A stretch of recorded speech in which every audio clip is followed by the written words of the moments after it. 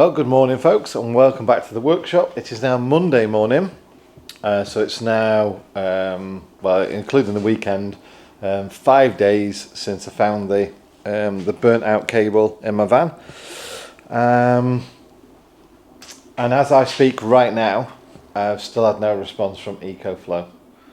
And the funny thing as well is over the last couple of days, since wiring in all the AC sockets in the van, I've now discovered I can't turn on the AC sockets either. So you go to turn them on and the graphics show it's on, and then after 3 seconds or so it shows it's off. So yeah, I'm ripping it all out. I think I've had enough, and I think anybody could genuinely see that I give this system the absolute very best chance possible to work.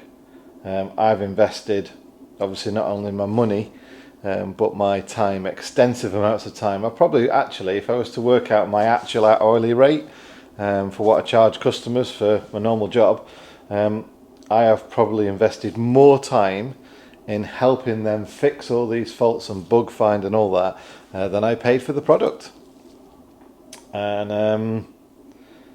And yeah, it seems the thanks I get for that is just to ignore the fact that the system nearly burnt my van down or killed me, and yeah, pisses me off.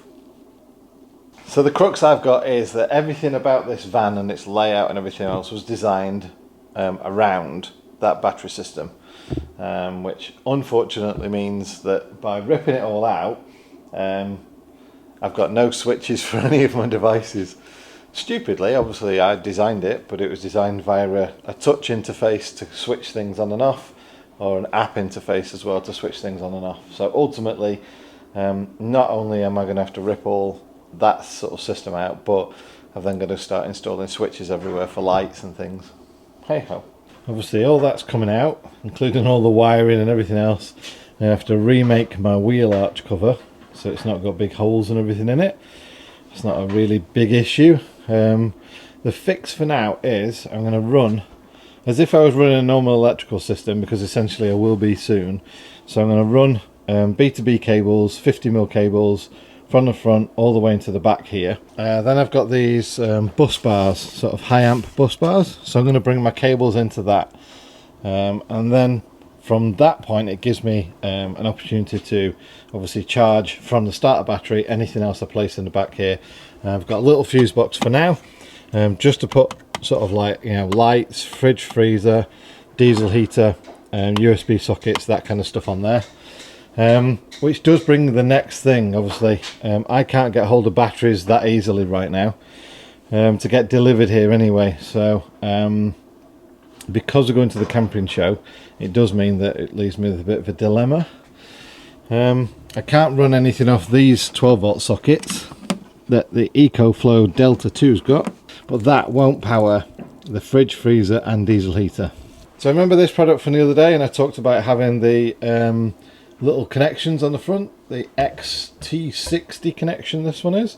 That's 2.5mm, so that's good for, well, in excess of around about sort of 20 amps. It says 25 amps on the front, but I'm thinking fridge, freezer, diesel heater and some USB sockets and some lights.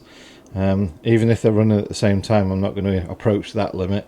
Plus I can use these connections for separate things and that one, and I can always plug things in the front of there as well.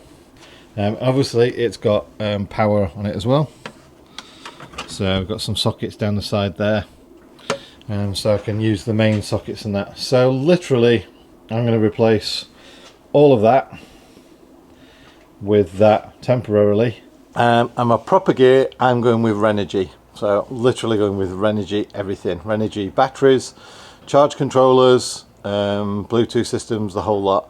And that's because I've installed it in Mandy's van and it's been absolutely flawless.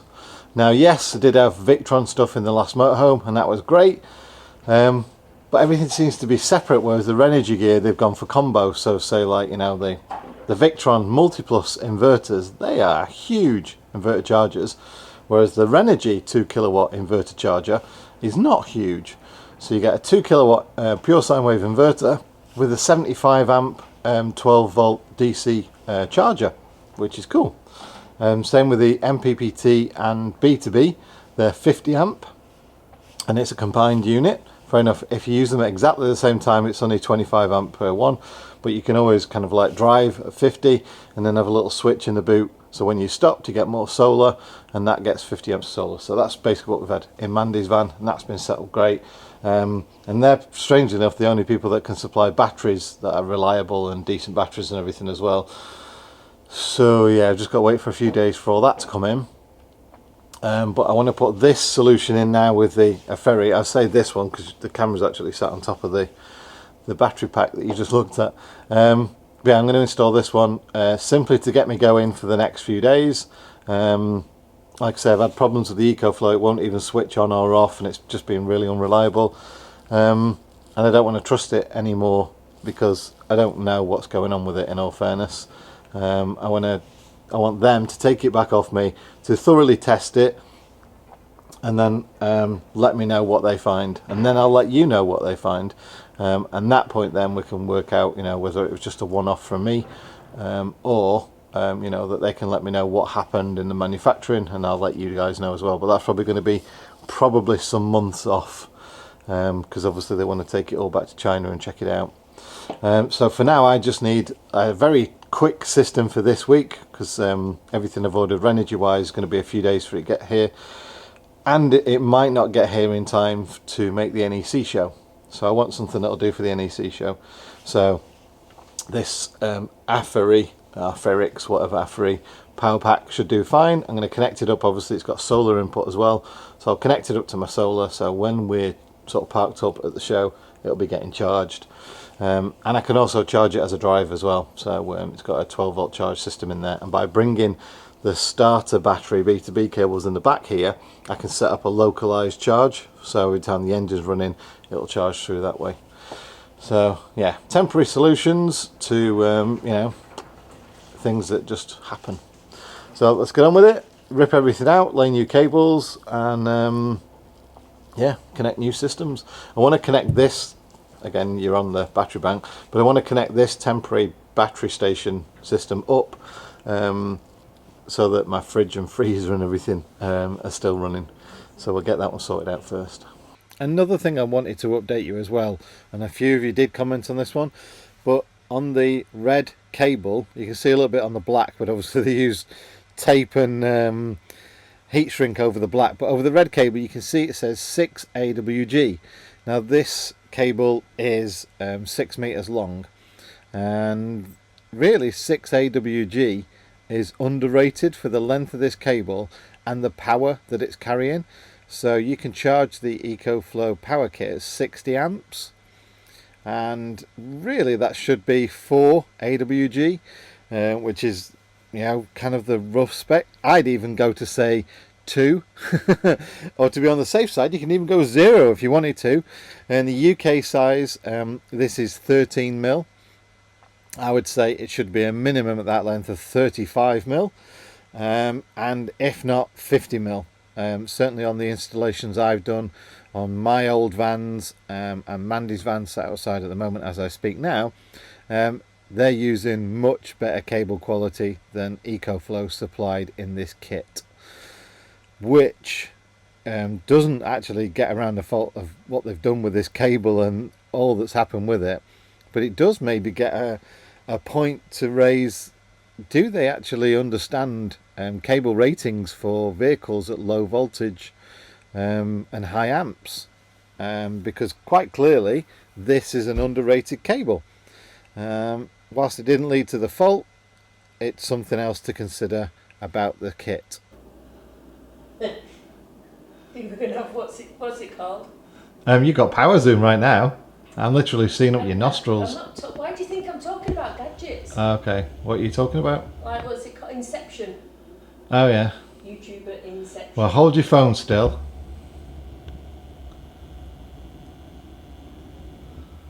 Literally. I don't even know if you can even see me. So literally standing here while John uses his gadgets on a video that you're not going to see on this channel. and yet still I can't use my hammer. I'm going to go and use my hammer. Hammer time. Anyway, get some work done. I've got loads of stuff to do. Obviously, I've got the Afery kit fitted in now.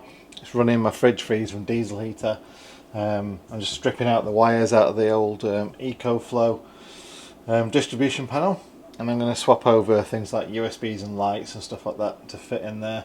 So far, that's coping really well with the output, so that's all right. Like I say, the output is probably about 22 amps, something like that. It's a very short cable, and all the cable ratings and all that are on about 30 amps, so it should be fine, but I'm going to monitor it anyway. So I just wanted to let you know I've had a phone call with somebody from Ecoflow. Didn't really give me a lot of confidence. It was a video chat. They asked if they could call. Video chat came up. Yeah, he was smiling, didn't seem to understand the seriousness of it when I said about the van nearly burnt down and there was a wiring fault, and he was just smiling.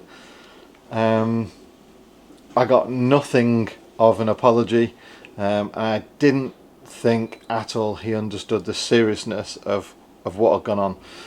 All he wanted to do was, and you'll love this bit, he wanted to send another kit, which is off the shelf. No one's tested it or anything like that, but he wanted to send an installation engineer to install it, because he believes it could be an installation problem, which is, I'm not taking on board anything personal, that one, but it does mean, from my understanding, that they are not trying to sell this product therefore as do it yourself, install it yourself kit, that they're now saying a professional qualified electrician should install it, which does mean that from pretty much most of what I said in my intro videos and that, is that it's not aimed at people, or they're now making it out, it's not aimed at people that are building a van that can install it themselves, much like you can install your own 12 volt system yourself. That's my take on it, but yeah, therefore I'm taking that as a don't buy this kit and install it yourself. Get an electrician to do it, so that you can, at least if you have any problems, you can give them an electrician's installation certificate or something to say you've had it installed properly. But yeah, that was seemingly was the solution, was to just swap it out with another one off the shelf, not tested. No one sat there, tested it for days, put it under load or anything like that. But the way they guarantee that it'd be all right would be to get an electrician to install it. To which I've said no. Especially over the weekend with the faults where I couldn't turn the AC on and that, I said, you know, I've lost it now. The amount of time I've spent helping them fix faults and going through all this, that's enough for me. I've had enough, essentially. And I told them I was going to put a new kit in. Didn't seem to be bothered. Like I say, no apology. I mentioned compensation, and instantly he says, oh, I can't deal with that, I'll have to speak to somebody else. So fair enough. So that's the state of play where we are with this. Obviously I'm going to continue wiring up everything to not go through the power kit, and then I shall remove the power kit, and I'll keep you posted. Really, it's not the outcome I was hoping for. I was hoping that they would take it very seriously, and that I would have some sort of serious resolution to this to offer you today, but sadly not. I'm not going to jump to conclusions. Could be that there's all sorts of different people not around to help out or whatever, or to make decisions, but yeah, it is what it is. Like I say, I'm not jumping to conclusions. I'm just as pissed off as I was last week, in all fairness, as when I found it. I'm pissed off that, like I say, I've spent all this time helping them bug fix stuff and going through it all, and all the freaking time wasted on talking about it, if it's not a product that they really recommend you install yourself. And yeah, there doesn't seem to be any value from their side in the help that I provided. That's another thing that stings a little bit. Anyhow, so there we go. So I thought I'd just have a little update now, just to finish this video off. Like I say, if I hear anything else, I will update you in the next video, but for now I just want to rip out the system, put something else in that'll work. Like I say, I need to get it up and running for the NEC show because we're camping out in a van obviously. And then once we get back from the NEC show, I'll put a proper electrical system. Like I say, I've ordered all the Reniger gear, so I'm going to put all that in there. But hopefully I can get this done today, and then I can get cracking on making some overhead cupboards. Right folks, catch you soon.